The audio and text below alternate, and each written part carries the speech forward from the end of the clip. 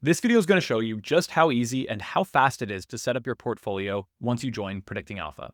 During the onboarding process, the system is going to ask you to input how much capital you are trading this portfolio with.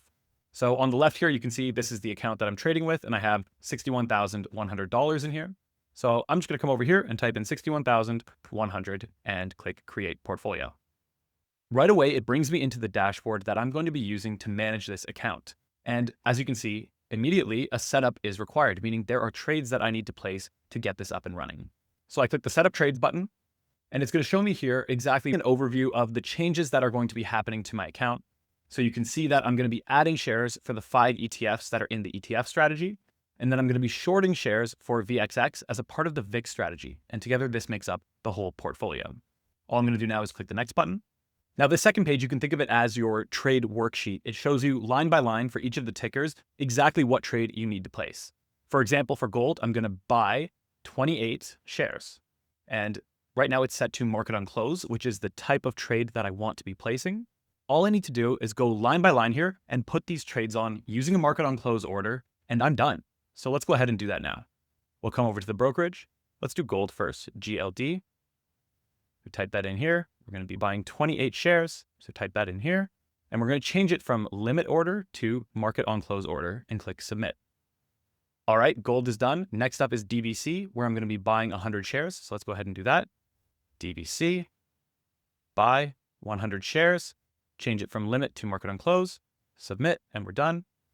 Next is TLT with 214 shares.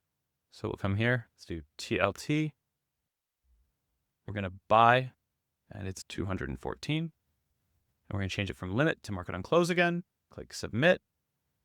Next up is FXE with 56 shares. So we'll come over here, FXE, buy, 56. And we're going to change it to a market on close order again. Let's transmit. Then it's SPY with 29 shares that I'm buying. From here, buy. Type in 29, do a market on close order, submit. And the last one here is VXX, where I'm going to be selling 378 shares. So I'm going to be shorting 378 shares here. VXX, sell 378. So 378. We're going to change it to a market on close order and submit. All right, you can see down here that I currently have pending orders for each of the tickers that are on this list. Now that I have the trades scheduled, I'm going to click Complete Trades, and you'll see that the platform status has changed from telling you that a trade is required to now saying awaiting close.